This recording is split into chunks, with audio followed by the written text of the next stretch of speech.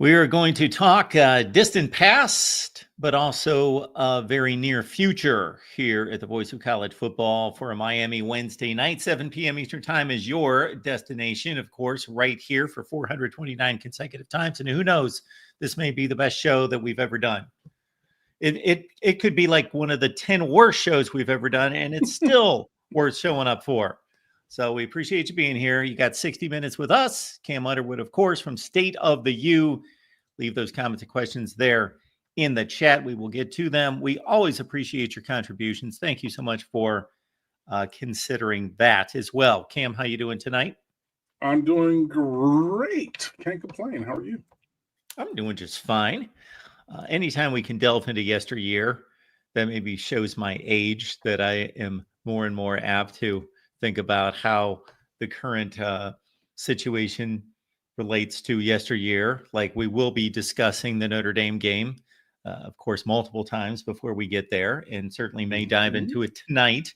And that will cause me to think about previous Notre Dame games as much as it will the matchup coming up this year. And anytime Hall of Fame is discussed, maybe the Hall of Fame in baseball might be the most hallowed of these sports halls of fame. And I know that you're very invested as a baseball fan. Football with the pro football situation. And then we've got, of course, the College Football Hall of Fame. And 3 candidates for Miami is announced this week. Ken Dorsey. Then we also have Jonathan Vilma, and on the sideline, Larry Coker. So I have a few thoughts concerning, but of course yours are more valuable. So we'll start with you. Yeah. Hey, I think that it's great that all 3 of them are nominated. Ken Dorsey, the quarterback of the best, team of all time, 38-2, should have been 1 because we got cheated, but whatever. As a starting quarterback, like in terms of college performance, you would be hard pressed to find somebody better. Like all of these times that Miami's been stumbling and struggling through whatever jabroni is at quarterback, respectfully, relatively over the last 25 years. Like you and I have talked about, okay, is this the best quarterback since Ken Dorsey? And if not, then who? Like he's the standard in modern Miami Hurricanes football history at quarterback. In terms of, now I know wins are not a quarterback stat, but what he helped that team to do. And also his individual performance. He's a top 5 finisher in the Heisman Trophy, things like that. So great to see that for him. John Vilma, my freshman brother in the year 2000, incredible player, incredible guy. And I know that he had the success in the NFL that Ken Dorsey didn't. But yeah, as a college player, even from his freshman year, right away, number 51 was known as an incredible linebacker. So, great for him.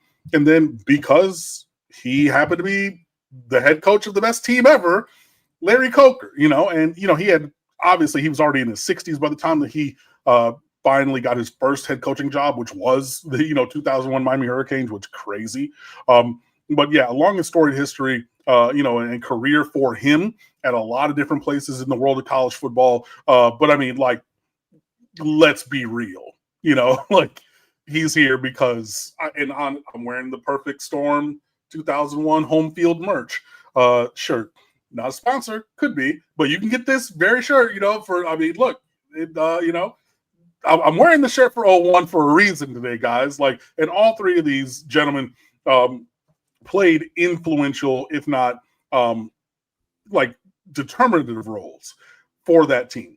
And so, based upon that and then the breadth of whatever else they did, in the world of college football, all of them being, finalists for the College Football Hall of Fame is great.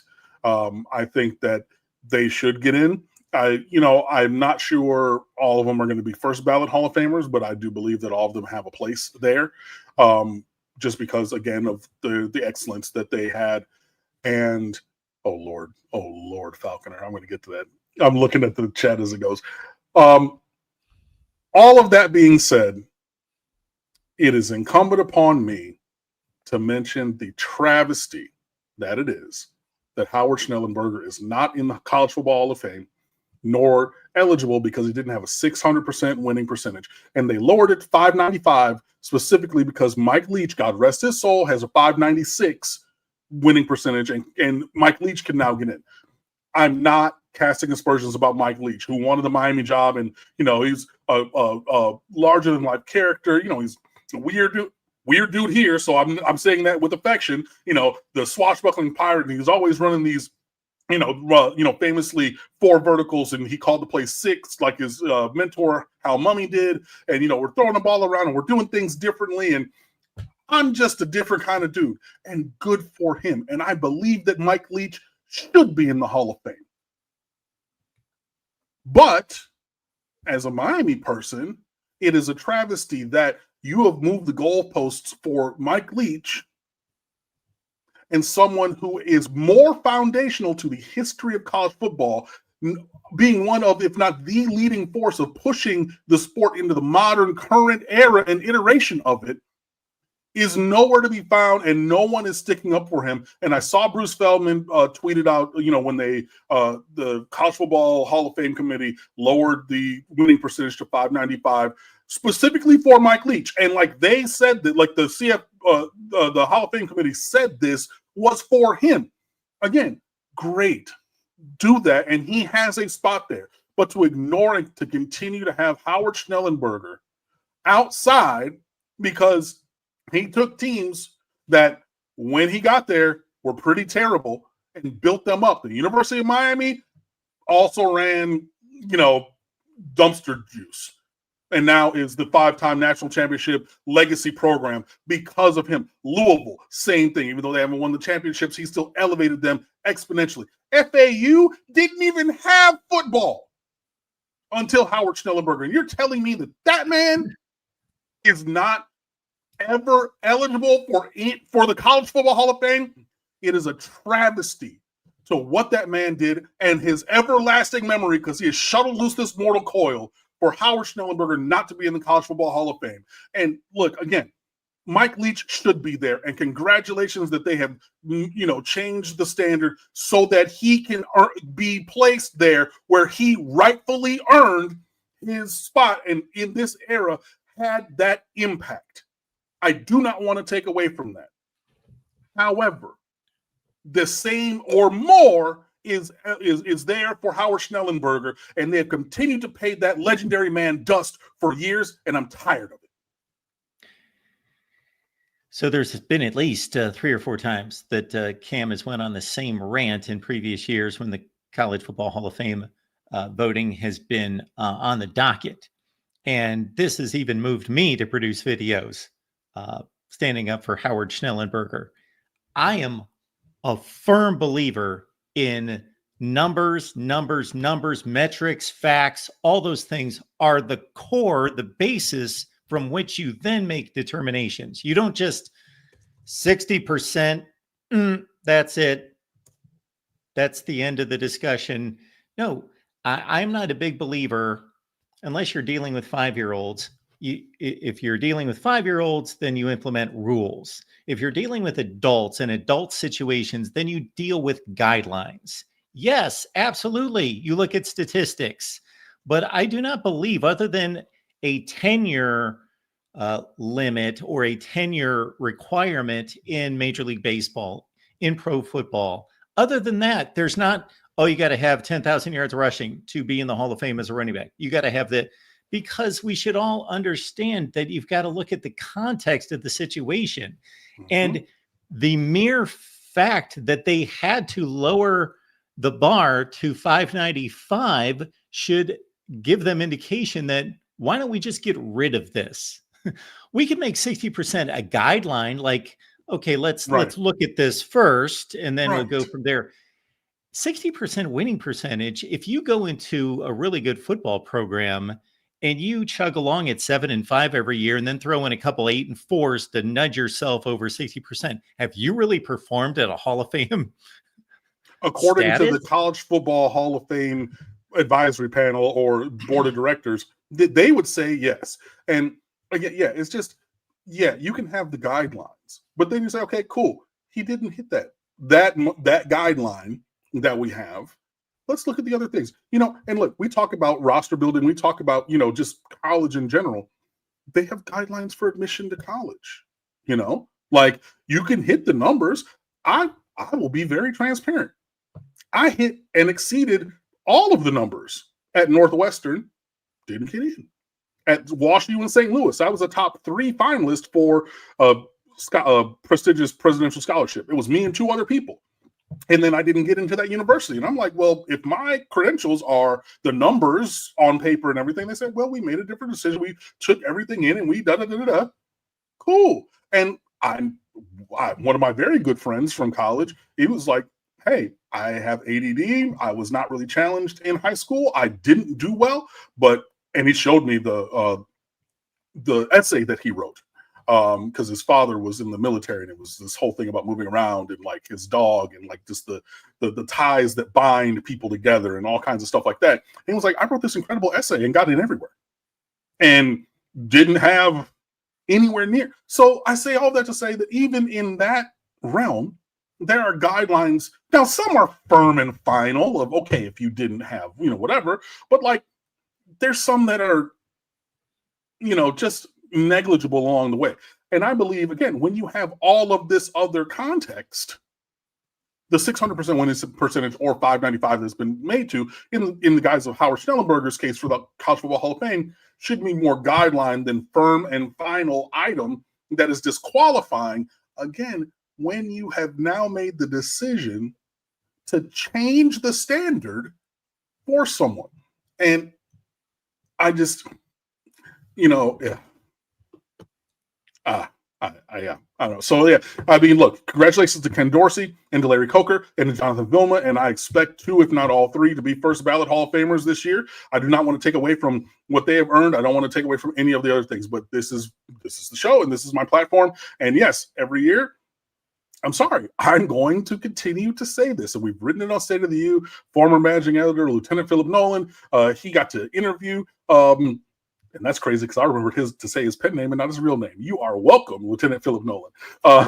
But he got to interview Coach Schnellenberger back in the day before I joined up with the website. So that's up there. And like we as the outlet or entity of State of the U has been on this for a long time. And myself personally, I've also been on this.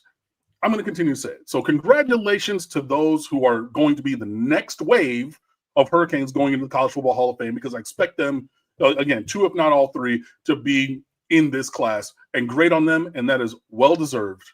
But at the same time, it is like the College Football Hall of Fame lacks legitimacy in its entirety to me if Howard Schnellenberger is not inside. I'm just going to keep it a buck. So what happens in 10 years if another situation comes down the pike? And this particular coach has a 592 winning percentage, but everyone believes 588, 589. Yes. Yeah. Oh, but my goodness. I mean, look, it just, yeah, exactly. And I'm not going to take away from Larry Coker. I believe that I could to a certain extent. Again, he was the next guy up after Butch Davis and fell into the perfect situation. But hey, he steered it in the right direction. And they were the greatest team of all time, and then followed up with another remarkable season. So he had a great 2 to 4 year run. I mean, look, his first 5 years, he won 9 games, then 7 games in his 6th year, and then, got fired. And then went to UTSA, 8, 7, 4, and 3. But to your point, he coached more than 10 years and has a 2/3 winning percentage. So it's over 600. And do you believe if we polled knowledgeable college football pundits and asked them who was a better football coach, head football coach, Howard Schnellenberger or Larry Coker, they would laugh you out of the room for asking that. Exactly. No, I hear you. We're speaking the same language. I get it, but again, congratulations to Vilma and Coker and Dorsey. Those guys are great. I enjoyed seeing them, do their thing when I was there in 2000 and, beyond my whole entire time, but especially 2001. So, there's that. I mean, it's great for them. Howard Schnellenberger should be in there. the College Football Hall of Fame Society, board directors, whomever, needs to get their heads out of their keisters. This period. Because, and like, again, I'm not even asking for, the offensive coordinator from the University of Michigan in 1997 when they won the national championship. I'm not, or like Mike DeBoer. Like, I'm not even saying like, okay, it has to be him. I'm not like, we're not going down into just saying, well, my cousin played at North Park University, and his linebackers coach was there for 17 years. And no, we're talking about Howard Schnellenberger. The name holds weight. The man's accomplishments are beyond reproach, and it is far past time that he be enshrined in the College Football Hall of Fame. And I'm going to stop talking myself in circles because I think I've made my point very clear. The NFL comparison that I come up with is Tom Landry took over the Dallas Cowboys when they were an expansion franchise. And back then, it was not like you have an expansion franchise, therefore we're going to give you all these supplemental draft picks and we're going to give you a lift. He basically is fielding factory workers and guys that worked at grocery stores. And so for 5 consecutive years, his record was horrendous. He went 0-11 his first year. Well, he eventually turned out to be one of the greatest coaches of all time, went to 5 Super Bowls, but that's the situation Howard Schnellenberger was in at Miami.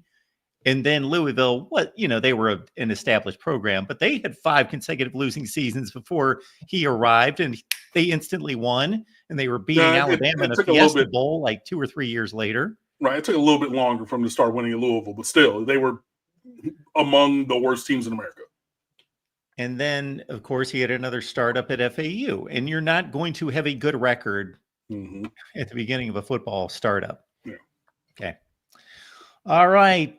We would like to remind everyone, if you've got a goods or service, a product, or your own personal brand, you can partner with us here at the Voice of College Football Miami. If you have any connection with the Miami area, the state of Florida, in regards to your, again, product, service, anything, I think you would be pleasantly surprised and pleased to work with us here at the Voice of College Football. So hit me up at MarkRogersTV, or we got the designated email there, sponsorships at vocfb.com.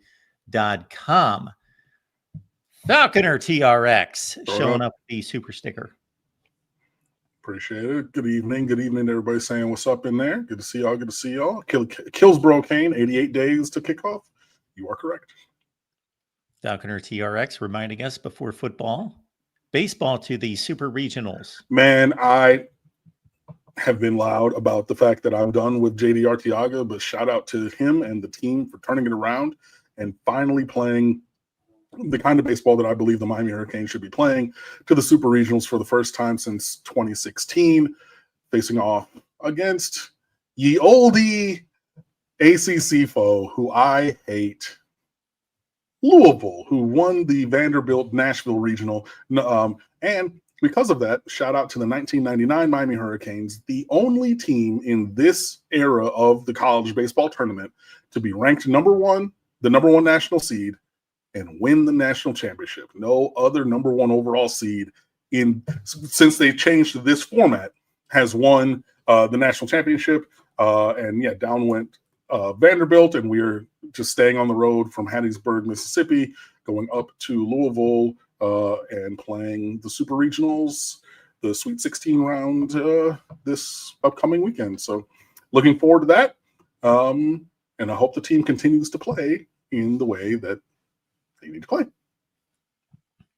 Regional baseball tournaments are quite a thing to cover as well. I was not exposed to college baseball growing up, and then I went to the SEC. It was my second job, and went down there and was in the middle of Mississippi State, Ole Miss, and Alabama, and going to SEC baseball tournaments and then NCAA baseball tournaments, and they play deep into the night, and it's a fascinating thing when you know the roster and then you study the other team's rosters and you realize you're there maybe for a second or third game, or typically like a second game on Sunday afternoon. And the guys on the field, on the mound, are the least productive.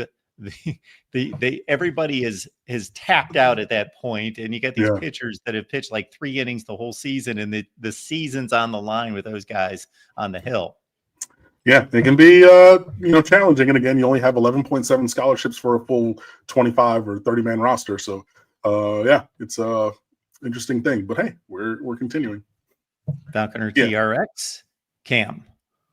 Here we go. What if Butch Davis had stayed? This is the one that kind of caught my attention when I was talking earlier. I mean,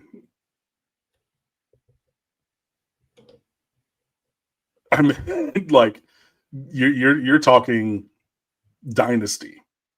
Like Butch Davis, when he was at Miami, especially, just had this drive to him, and he had this presence. And I mean, he was the coach in 2000. So my freshman year was his final year. And I've told the story on here 300 episodes ago. But long story short, I was walking with a friend of mine on the football team across campus to a class. And that was the day that they got pulled in the middle of the day to go to the Hecht Athletic Center for Butch Davis to tell them that he was leaving in the spring. So, people were talking about, everybody, well, I heard this, and this guy's dating this person, and she heard that. And I was with my buddy, and he's like, nah, man. And you just saw all these little, all of our classmates, these interns sprinting around campus, hey, and tapping guys like, because they're giants, all of them, on the shoulder. Hey, and you just saw all the football players just, and we're just, okay, something clear, because it was in the middle between, class change time. So you could tell something had happened. But man, if Butch had stayed, man, like you saw what it was. I mean, you go and lose second game of the year to Washington in 2000, and still should have made the national championship game instead of Florida State, but they did whatever, fine. But you're rolling. I know Mark is talking about Washington as the thing. I'm just talking about specific to Florida State, who was the one who made it. Sure. But I get there is another argument to be made as well. I will admit that. But you're just blowing everybody's doors off. Got that lick back in 01, 65-7, Thanksgiving weekend against Washington. Thank you so much for that. And it would have just kept rolling. And you could tell a little bit, like we're still winning, but then it's just even that second year, too, for Coker, it was just like, it's not exactly like it was last year, the year before. We're still winning, but not the same, kind of a thing. But man, if you look at any coach who's had a major run of elite success in the last 20 years, I don't see why Butch Davis couldn't have had that. I mean, probably with the exception of Saban, just because Alabama is psychotic and he's psychotic, and I don't think that Miami's administration was bought in that same way, especially with Donna Shalala, for the entire longevity of like the 8, 15, 17 years or whatever. But I mean, what Urban did in Gainesville, what Urban did in Columbus, I would say just in terms of timeline, half of what Saban did in Tuscaloosa, what Kirby's done in Clemson. Like, I don't think that it's crazy to say Butch Davis could and would have had that kind of success. Obviously, you need a little bit of luck. You need a little bit of injury luck. You need some, all things need to come together. But man, I think that you would have seen a run of that elite success that was definitely more extended, because I think what we have now is really a single point of unparalleled excellence in 2001. And then some other, really great stuff, like in 2000, you go down to Bourbon Street and, Florida wanted to fight in the streets and they got beat in the street and beat in the field. Hey, I love that. And that's a great thing. But championship level success and everything, I think that you could, there would have been a run there. And I don't think that, and again, I've mentioned three other coaches at 4 other schools. Hey, I'll throw Kirby in there. So that's 5 coaches at 4 other schools. Or sorry, 5 coaches at 5 schools. Now, whatever. 4 coaches, 5 schools, because Urban was at 2. But we've seen teams go on runs. It's not crazy to think where we were with him and where it was going. And again, you're getting, I mean, not everybody that you want, but you go to Concord de La Salle in the Bay Area and you get DJ Williams, my friend, in 2000, the number 1 overall recruit in America, and have that monster playing fullback as a freshman because we didn't have snaps for him on defense.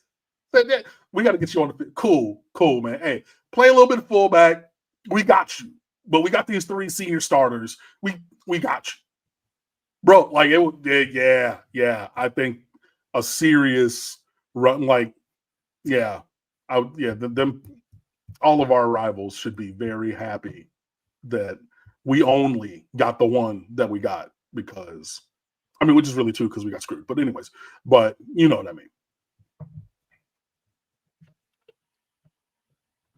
Yeah, we will forever disagree on that. Okay. We won't disagree on who the better team was. Miami was the better team. I will never argue that. I mean, I said it Ohio last State week. played a hell of a game. And both teams played a hell of a game. Well, yeah. I'm just saying that from the standpoint that Miami was a 14-point favorite for a reason. Yeah. Kenson, what's going on? So, yeah, I can't in any way argue the Butch Davis.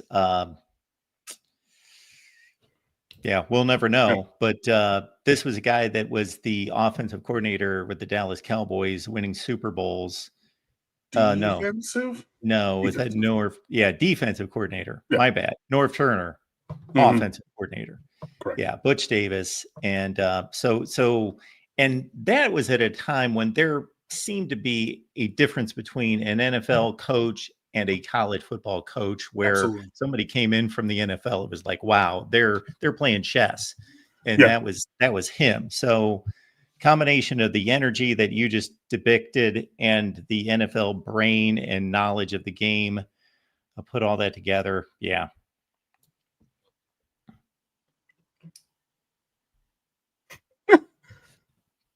Falconer coming back with this one. Great coach builds programs, not wins at existing. I mean, a little bit of both. But I mean, going back to the earlier thing, like, yeah, I mean, these programs that still persist to this day were built by Howard Schnellenberger. So, yeah. Yeah, that's one of those situations where I'm not going to take away from the guy that comes into a great situation and wins. But obviously it should be to the credit of guys like Dabo Sweeney, who built, Howard Schnellenberger to a much greater degree built, etc. Falconer TRX. Coker got the keys to a Ferrari and did not wreck. I have been a lifelong Ferrari person. I'm talking about going back to, there is a toy store in Birmingham, Michigan, in the suburbs that we used to drive out to. It's now closed. It's been closed since 2017, I believe. It was called Adventures in Toys. And it was like, it had like your standard toys, but it also had like, I don't know, like luxury toys, like handcrafted, like wooden things. It wasn't like super duper like expensive everything, but it was just like it had a different vibe than like a Toys R Us or KB Toys or something. It was like it was right on Maple, so 15 Mile Road, right in the middle of downtown Birmingham. And I remember getting my first model car that was a red Ferrari. And because Ferrari red is a specific color, and you know that it's a specific color. Because when I say red, think that. No, when I say Ferrari red, you go, ooh, right? And I had a yellow one, I had a green Aston Martin, I had like all these different ones. But my first one was a Ferrari red Ferrari. And so I say all of that to say, I would like to be the real life Larry Coker, where somebody throws me the keys to a Ferrari. I will not wreck it. I will treat it with all of the due care.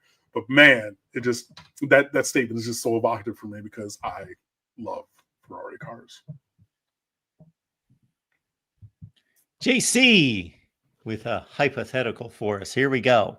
Okay. Better season, 10-2 but 2 blowout losses to Notre Dame and Florida make the ACC championship game, or 11-1, 2 blowout wins against Notre Dame and Florida, who win 10 games in the regular season, no ACC championship game, blowout considered 24 or higher.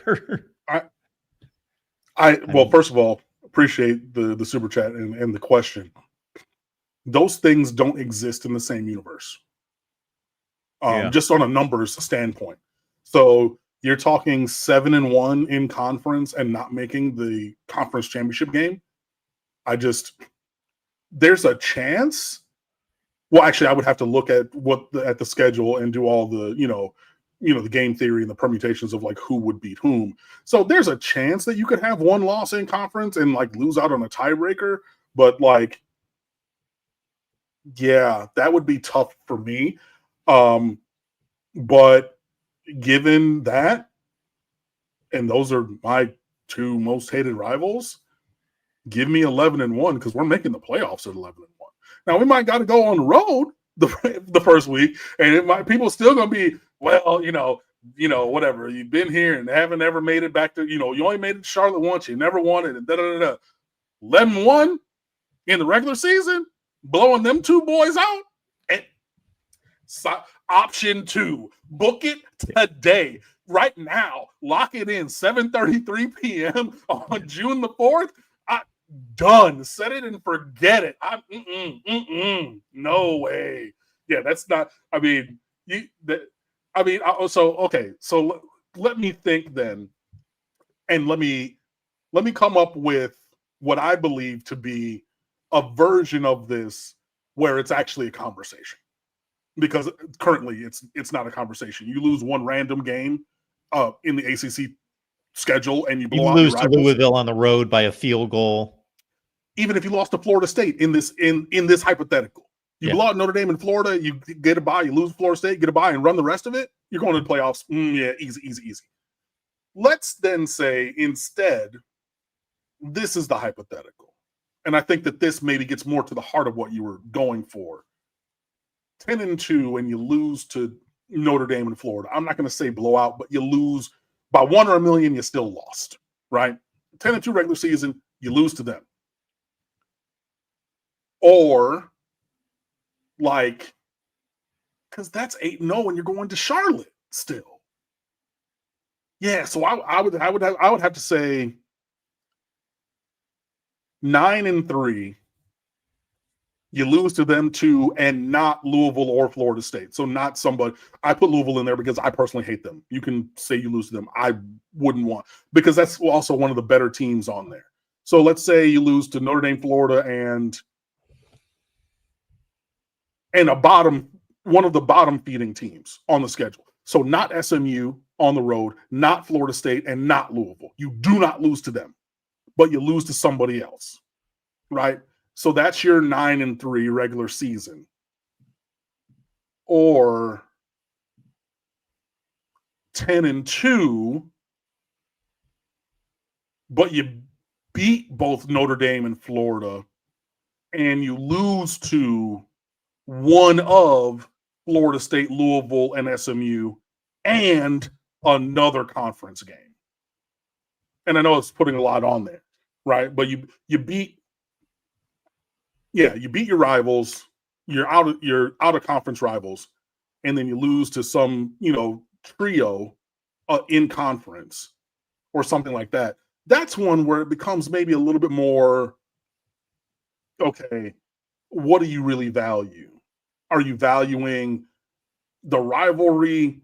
And again, and this is now part of the conversation where it's like, hey, that Notre Dame game is, August 31st, and that's my cousin's birthday, season opener, you start 0-1. You lose to Florida, you're looking at 2-2 squarely in the face. So you have to deal with, okay, am I okay with that scenario? And then I run the table. But then if you run the table, again, you're going to Charlotte the first weekend in December, I'm smooth with that. But now, okay, you go through non-conference 4-0, and then you start losing maybe 2. So we'll say go 4-0 non-conference.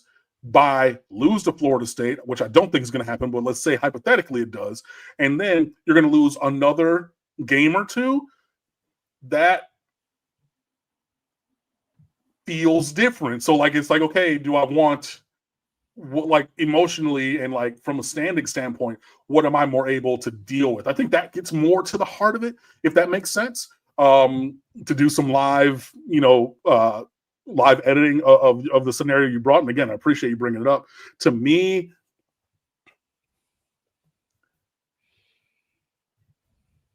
my heart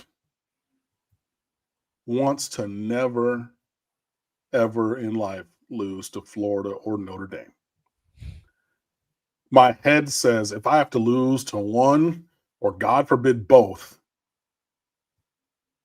and then we have a come to Jesus meeting in that off week and we run the table from there, it would sting real bad.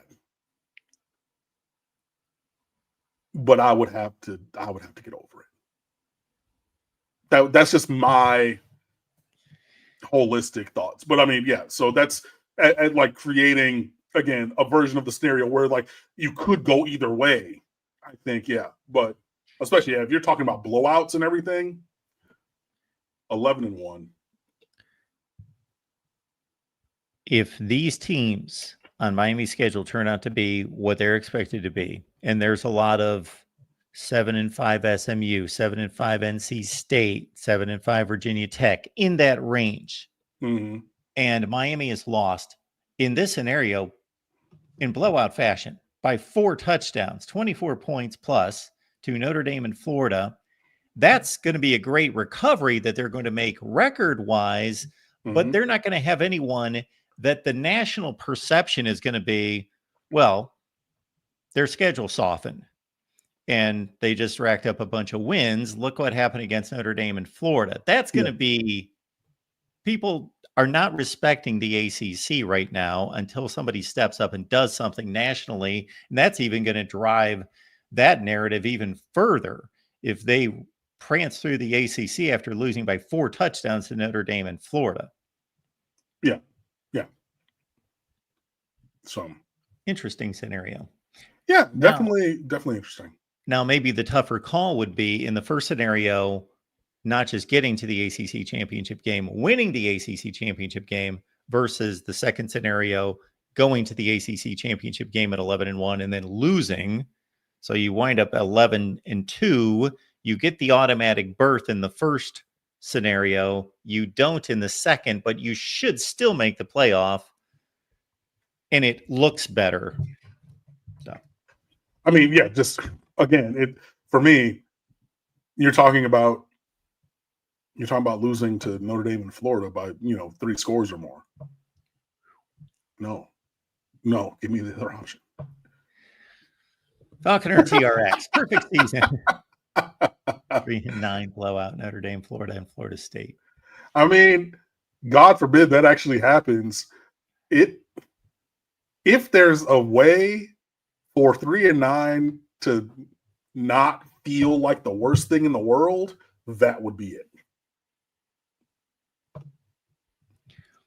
Well, the scenario that LAC is coming up with is almost exactly the scenario that we saw last year. Actually, Clemson and Miami would have both been 8-0 in conference. Correct? No. Wait a minute. We lost to Georgia Tech. Oh, lost to Georgia Tech. Yeah. Anyway, there was either Miami or SMU would have been the team left out at 7-1. There would have been a team left out at 7-1. So if Miami beats Syracuse, they would have been in the ACC championship game, but SMU would have been out. No, SMU was undefeated. Clemson would have been out. Clemson was out at 7-1 in the ACC. They lost to Texas, Georgia, and South Carolina outside the conference, and they lost 4 total games. Okay, sure. Clemson lost to Louisville. Yeah. So, yeah, there could be a team left out at 7-1.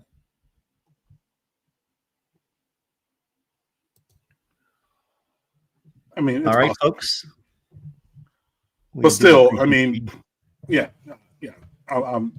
I'm still a team 11-1. Like, I mean, there's only two ways that Miami continues to improve upon their win total this season in the trajectory of these last 3 years.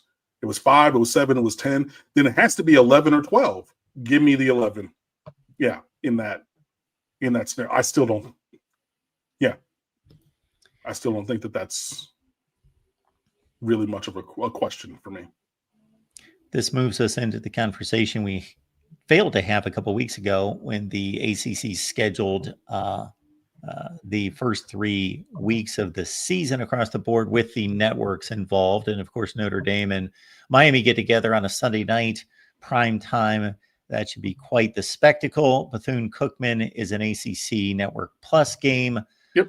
As a night game. And then the South Florida games on the CW at 4:30 Eastern, kind of a strange kickoff time. And then the only other game that's been slated is a Friday, October 17th game. I don't know what ESPN's needing to decide between ESPN and ESPN2 at that point. Maybe the NBA? No, the NBA had. Well, they usually have a couple games, I think. So yeah, but not of that caliber. You know but what I mean? It's still a weeknight game, you know. So if you're not on Thursday, there's usually one. On Friday, there's usually a pair. So they could be going back and forth with that, or some other programming or whatever. But yeah, that is our weeknight game, and as has become tradition now, since there are ACC Atlantic Coast teams on the Pacific Coast. There's a Friday night game to give the extra day for cross-country travel to go to Stanford the next week, as you see there on the schedule. So, we knew, again, that Notre Dame was already going to be the highlight feature game of Sunday night of Labor Day weekend. Bethune getting a 7 p.m. kick. Cool for, the second week, the HBCU bye game beatdown. Cool. We'll see if they bring their band as a recruiting event for South Florida and just, for all the Bethune alumni who are down here and all the South Florida players who are playing on their team. But FAMU and Bethune have not been bringing their bands recently. And I know people are saying, well, they wanted this and Miami offered this monetarily for the band or whatever. The money's there. Get it done. USF at 4:30 on the CW. That's your new Jefferson Pilot / regional whatever ACC outlet. That'll be interesting. Crazy things have happened in ACC games on the CW in the last couple of years. So again, focus on every game, and then all parties involved are holding as long as possible to decide the Miami versus Florida Week 4 game, because it's a rivalry game with one national brand and then the University of Florida coming down here as well. So they're waiting to see where they can put that game for maximum effect, because remember, football games are television shows, so they want to have that in as great a position for their profitability and as possible and visibility as possible. I don't pretend to have a complete lockdown on Miami's TV destinations in the past, but I'm pretty good at that typically. And I think they've avoided the CW rather well, although maybe that Virginia, wasn't there like a 12-9 game against Virginia that went to overtime a couple years ago? The Jake Garcia, Jakari Brown masterpiece that went to double overtime and was 12-9 because nobody scored touchdowns. Oh man, might have been a CW game. It might have been. I will have to go look that up. That might have even been before the CW. It might have been partnership. I think it was. because that was so if that was Jay Garcia, that was 2021. No, 22 would be my guess. Yeah. 14-12 in 22. How to watch Miami, Virginia, 2022. While Cam's looking that up, good to see our guy Dre, Clemson fan, BGPO Football Funk, saying hi, Mark. Good to see you, man. Thanks for stopping by. And that was Bally's, not Bally Sports, when they bought all of the Sun Sports and everything before CW, which is analogous now, but it was before it was branded as that. Falconer, I see your question. I'm going to be right back in 1 second. That's where my brain went. So yes, it's analogous. So I'll take partial credit for that one, because I could just envision this horrendous Miami Virginia game that I watched the end of, just to see who would win at the end. I think Virginia had taken some shots at the end zone or something. They were in the red zone or missed a field. Who knows what happened at the end, but Miami held on for the win. Yeah, that game was terrible. Oh, my God. Falconer is challenging your creative mind here. Cam, will the new Pope affect the Miami Notre Dame game? Hopefully not, because when the last Pope was with us, we beat their brains in. So most recently, so I'm hoping that things stay as as they are with that. Could it happen? Who knows? I will need to find a good Notre Dame analyst to bring on here during the summer. Of course, we'll preview the week of the game, but maybe an early preview so we can start to match up some X's and O's. That George, is going to be a physical game. Yeah. Got to be pretty impressed with what Marcus Freeman has done. Yeah, I said, I gave him credit, even in spite of, where he decided to matriculate for his collegiate journey in education and, playing career. But, hey, credit where it's due. Charles Johnson, appreciate that comment. Everybody just do me a favor right now. 1, 2, 3, hit the like. Cool. Appreciate it. Let's see George finally in the chat. Great. Cool. Welcome. Good to see you, buddy.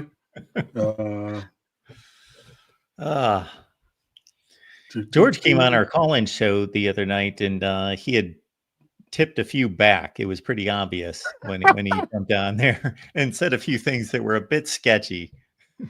Okay. Well, it was interesting. Hey, all right, George, we love you. All been there. I have a friend who's in the media, and I had gone, was when I was still teaching at Miramar, and Miami had a Friday night game, I believe, or I had an event on a Saturday for an away game. And so I finally, after whatever it was, Friday or Saturday, I was out to dinner and had a couple, and I saw how the game was going. And I hopped on the magic Twitter machine, and my Twitter fingers were going. And he texts me on the side. He goes, "Stop." The only word, stop, with a full stop period at the end. And he's like the one person, because there were other people who were with me who were just like, "Bro, you should." I was like, "No," just like filth, just like fire and brimstone. And this one friend of mine, literally, and I was just like, cool. If he's telling me I need to stop, then I need to stop. So we've all been there, buddy. Yep. Gotta have a friend like that. Yeah, man. All right. Considering that last weekend was a big official visit weekend, is there anything that's been stated by the players that came through that gave you indication to any kind of a lean or made you feel one way or the other? Yeah, man. Look, Miami is on the gas in terms of recruiting. So they are pushing for all of these players, firmly in the battle for a lot of these guys. I know one making headlines now was Tristan Keys, the number 1 receiver from Hattiesburg, Mississippi, where Miami's baseball team was last weekend. And he took his official visit, his 3rd visit this calendar year. Today was announced that he has signed a deal with Adidas, which Miami is like the flagship team for Adidas and everything. That's not a guarantee. And also, Tristan Keys played for South Florida Express 7-on-7, the elite 7-on-7 outlet, which is Adidas sponsored. So he's played, so this is basically getting into the world of college basketball recruiting, which a friend of mine who is a Miami football fan, but a Duke basketball fan, but that operates differently. So he's like basically played AAU for Adidas, is sponsored now with Adidas, and Miami being an Adidas school, that does not guarantee he will be here. But with that, and look, he's very open about like Miami has been recruiting me hard. Like I love Miami. I'm very, interested in Miami, excuse me. So that's one where nothing is done. He's still committed to LSU, and there are plenty of other teams who are fighting and battling for his services as well. But Miami's in the battle there. Lamar Brown, 5-star lineman, could play offensive line, could play defensive line. I prefer him at defensive tackle personally. From Baton Rouge, and he goes to the university school on the campus of Louisiana State University. He was down for a visit, and he even tweeted. He said, "Hey, y'all keep discounting Miami in my recruitment if you want to." Now, I think there's a bit of performative nature to that, but I'm not going to pretend like he ain't say it. You know what I mean? So, like, there's that, and there's plenty more. So, yeah, Miami is really starting to cook. And again, I will happily eat my humble pie, because I know that there were others who said that the real benefit of Cam Ward's legendary season last year would not be in the 25 recruiting class. It'd be in the 26 and 27 recruiting classes. And I did not believe that, and I spoke very strongly against that. But that seems to be proving itself to be true. So I was wrong. There were plenty of other people who said, that I disagreed with, who were completely right. And hey, this is, and I said, when I said that, I don't think I'm wrong, but I hope that I am. Hey, I was wrong, and this is the better scenario for me. So makes me wrong in a positive direction, where things are going even better than I thought based upon that. So yeah, we do have the number one recruit in the country, Jackson Cantwell, committed. He, along with our quarterback, Darion Coleman, will be visiting this upcoming weekend, and many, many, many other dudes. I think we had like 17 official visitors last week, and have like the same number this weekend, which is crazy.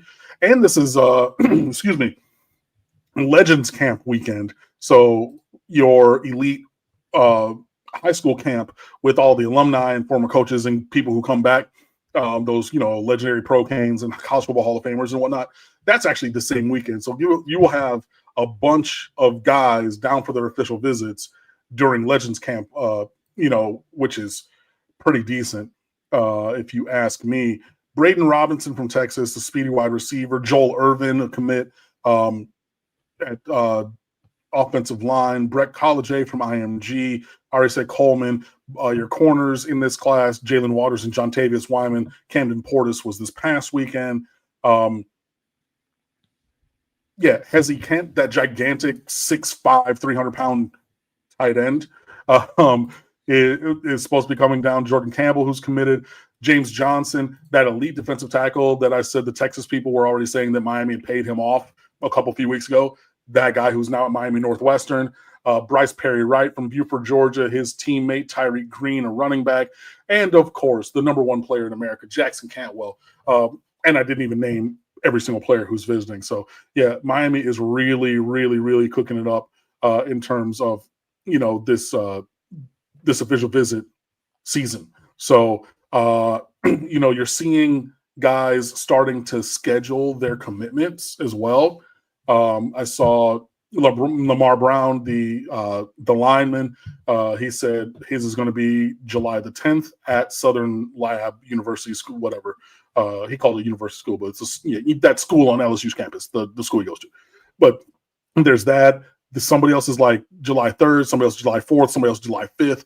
So we're getting into the home stretch here. So in the next month, 6 weeks, you're really going to have a better idea of what this class is going to look like. And there are other guys who will be taking official visits further on throughout this spring. So, I haven't even mentioned at all in 2 weeks, and this is bad on me.